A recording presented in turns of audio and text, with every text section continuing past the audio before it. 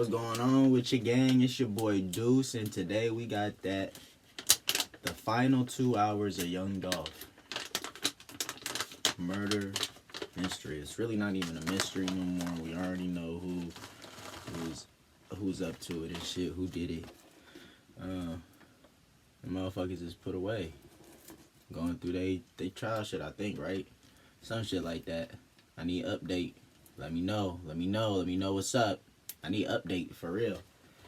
And don't mind me, I'm over here rolling up. I'm doing what you doing right now. Usually my shit already B-roll, but it ain't right now. And quite frankly, I don't think I want to roll right now in the video. Young Dolph. He got bangers. I be listening to a couple of his things, his songs and stuff, you feel me? But nothing too deep, nothing too serious to really like call myself a fan. But I am a supporter of what he was doing and what he did, you feel me?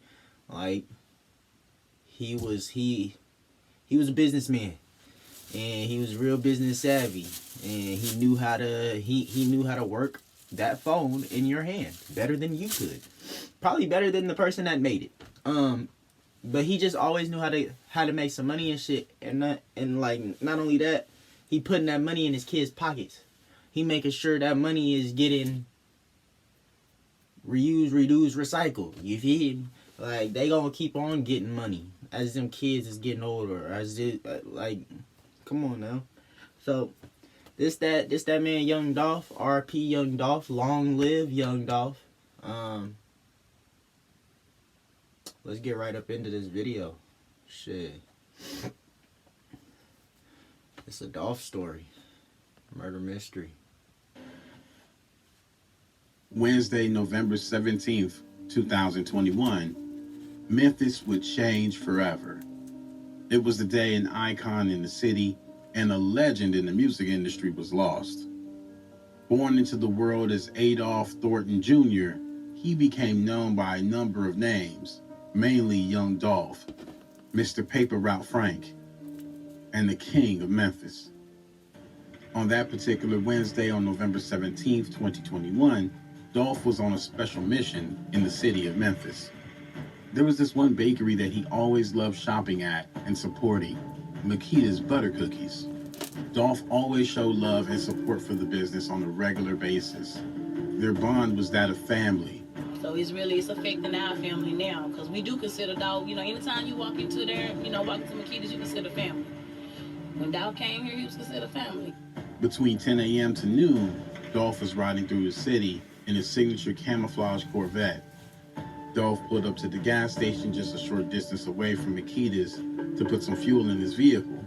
At this point, clips of him like the one at the gas station was already on social media. And sure enough, with his vehicle standing out and easily recognizable, Dolph was already in the sights of his pursuers. Leaving the gas station, he pulled into the parking lot of Makita's a little after noon, getting ready to make his way into the establishment. Little did he know, he was moments away from losing his life. What makes the following events even more chilling is the reason Dolph visited the bakery.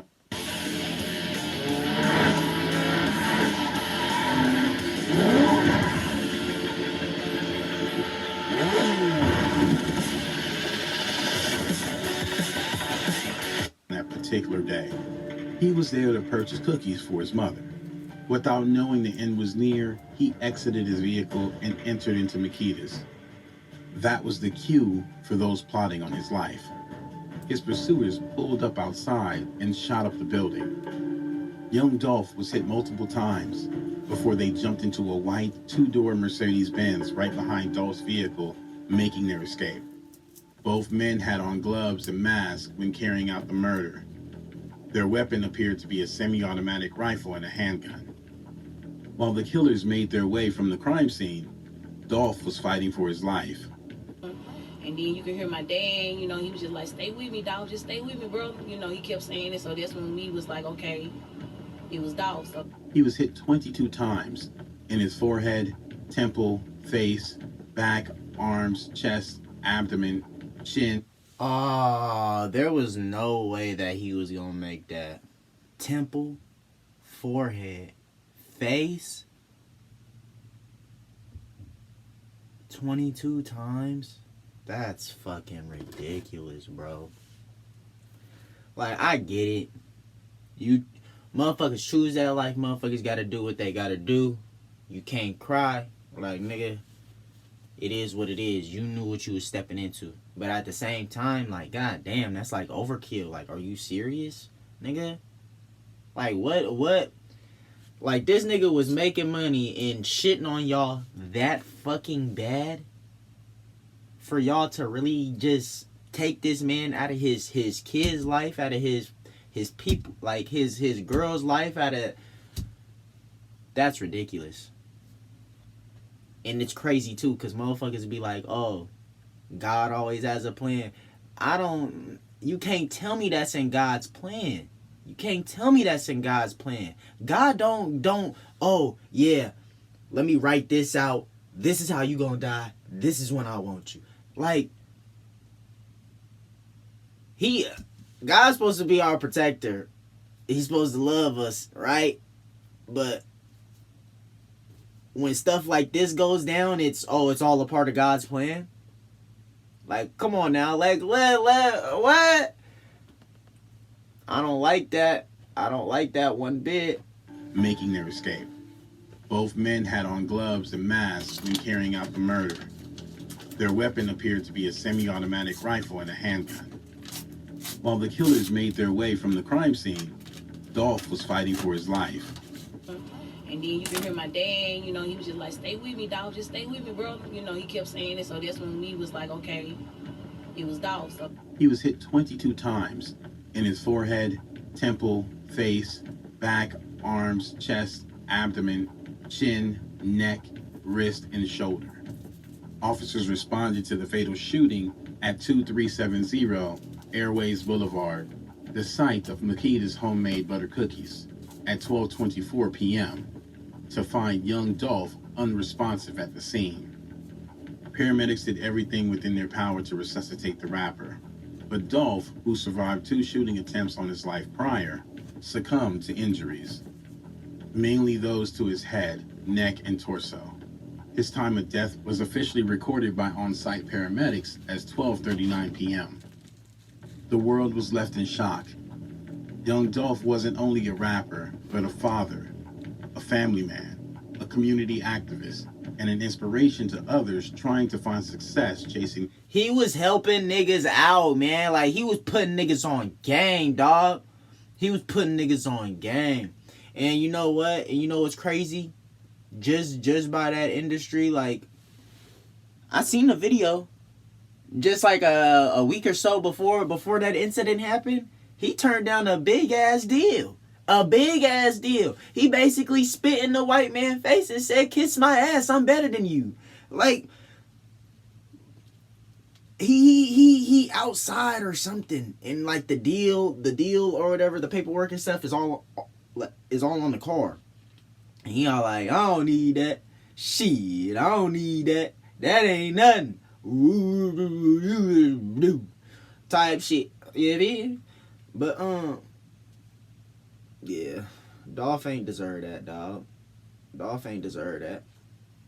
Shit. That shit's crazy. And who knows? Who knows if they even knew where he was? You feel me? Because there was people that was posting this nigga Dolph on social media and stuff and getting his whereabouts out there. Like, whoever did that shit too, you a buster. You're a punk. You're a sucker. You're a chump. You're a fucking SpongeBob. Nigga, you're a Squidward. What the fuck? Dreams. The entire city gathered as his camouflage vehicle was removed, almost as a send-off to Dolph, proving his passing to be true. Now one clock stopped, but another was still ticking. Justice needed to be served, not only for Dolph, but for all the lives he touched that were hurting. The police presence was gathered in full force, and the hunt was on. 3 days later, on November 20th, a break appeared to arrive in investigations when the getaway vehicle was located by authorities in the Orange Mound neighborhood. With the vehicle found, the owner could be tracked down. and evidence led to the woman whose relative borrowed the car and was robbed by the said shooter, who then used the vehicle to take Dolph's life. The 22-year-old relative borrowed the car from the owner and made a quick stop at a gas station off Kirby Road just after 7:30 p.m. She informed police officers 2 men armed with assault rifles came up and demanded the car. One of them hit her in the face with the barrel of the gun.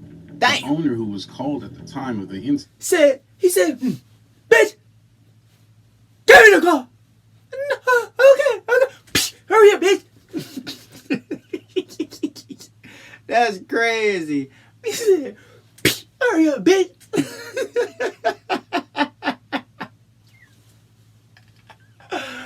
Oh, imagine getting smacked with a gun, nigga, and that bitch they not even shoot you with that bitch. They using that bitch as a weapon for real. Bow, bow, bow, bow. That'd be crazy. Just beating a nigga with a blick, and you ain't even killing him. That's crazy. That's hella crazy. Man, I don't know. I don't know what the fuck to tell niggas, man, but this Dolph shit is crazy. Kirby Road just after 7:30 p.m.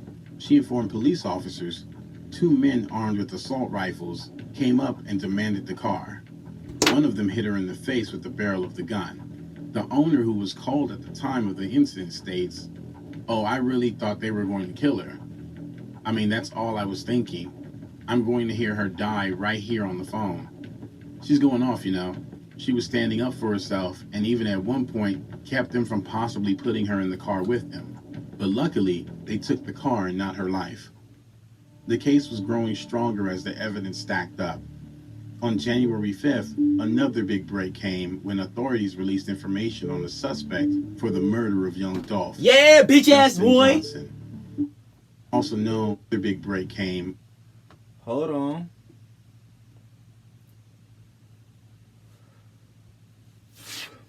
Hold on. Age 23, sex male. Well, he a female now because he a bitch. Race black. No, not anymore. Take that black card away. It's revoked. Hair black. We're gonna take the color from your hair too, just because it has black in it. You feel me? We don't associate with that no more. Height 5'8". You's a bitch ass nigga. You deserve to be shorter than that. Put 4'11". No, 4'8" on that nigga. Weight 190. You ain't 100. If anything, you're 2.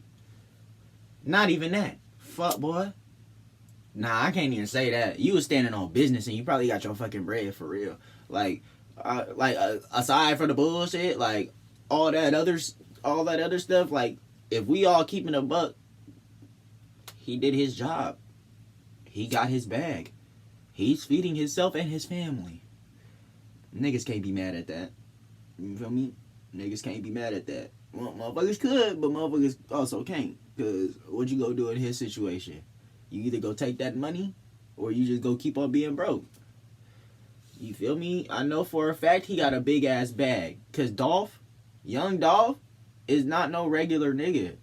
That is a big ass bag on that boy's head. Like, y'all see what they did to FBG Duck and them niggas got bread for it? Like, come on now. You can't tell me that he didn't get somewhere even fucking close. He got bread.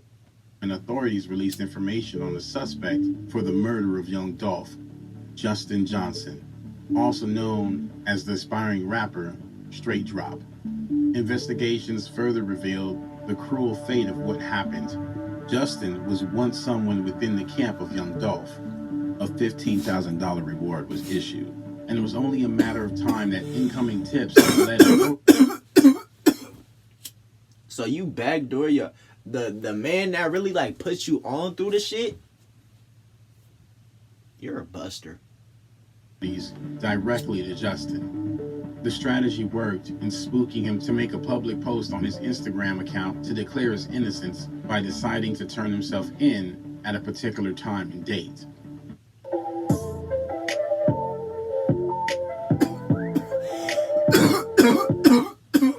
Watch me go head-to-head against two CTIs at Taylor versus Outcome. You guys A ready whole to do lot of this? buster Yeah, activity yeah. going on. However, Justin used his post as a distraction to go on the run. Not only that, he was brazen enough to show no remorse for what he was being accused of and released a music video titled Trackhawk on the day he was to turn himself in. Justin taunted authorities, and looking into his background, it was clear why. He was no stranger to the law. His legal issues spanned into multiple charges and arrests. In fact, at the time of Dolph's murder, he was already wanted on an outstanding warrant for violation of federal supervised release connected to a previous weapons case. Eyes further focused on Justin Boy, as go get his ass investigators locked up for uncovered a life. past music video for his song Going Straight In, which was shot at the location where the white Mercedes was found. Even if the video was now removed from YouTube, it was too late, as clips already fell into the hands of investigators. The manhunt was on. Justin was now wanted for first-degree murder, criminal attempt first-degree murder, and theft of property between $10,000 and $60,000. 6 days later, U.S. Marshals captured Justin Johnson in Indiana. And with him, they apprehended Shundale Barrett, who officers concluded was assisting Justin with his escape as he was in the car at the time of arrest. Shundale was arrested and charged with accessory after the fact to first-degree murder. With two now in cuffs, cops released information on another suspect, Cornelius Smith, who they had in custody since December 9th after his fingerprints were found inside the stolen vehicle. On January 19th, Justin Johnson and Cornelius Smith appeared in court for the first time before a judge in relation to the murder of young Dolph. Both men were given time to hire an attorney, but held without bond. On May... Man, throw them up under the cell, nigga, and put some better on that bitch. What the fuck? Fuck that. These niggas, you can't be more fucking stupid. You gon' do a hit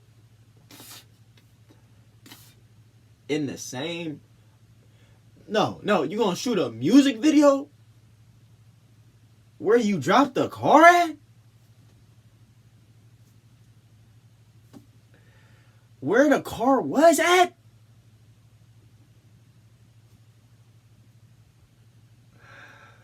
You niggas are dumb. December 9th after his fingerprints were found inside the stolen vehicle. On January 19th, Justin Johnson and Cornelius Smith appeared in court for the first time before a judge in relation to the murder of young Dolph. Both men were given time to hire an attorney, but held without bond. On May 27th, they returned to court for a bond hearing, but was granted an extension to gather more evidence to present their case. July 1st arrived with no difference in the previous hearing. Michelle Shaw, the attorney for Cornelius Smith, told the courts he was still in process of going through the 800 pages of written discovery along with surveillance of the crime that occurred. Currently, their new court dates are set for July 18th and July 29th for their bond hearing and to present possible new evidence to the court. The world has been tuned in to see justice brought for young Dolph, but the process is slowly moving forward. The latest updates list two more individuals as persons of interest in Dolph's murder, 26-year-old Devin Burns, along with Joshua Taylor of the same age. Oh, shit! One of the two, Devin Burns, was apprehended on separate charges of aggravated assault and a theft of property. According to an affidavit on June 6, 2021, a Jeep Grand Cherokee was stolen from Watkins Automotive in the 5400. I fuck with them Jeep Grand Cherokees.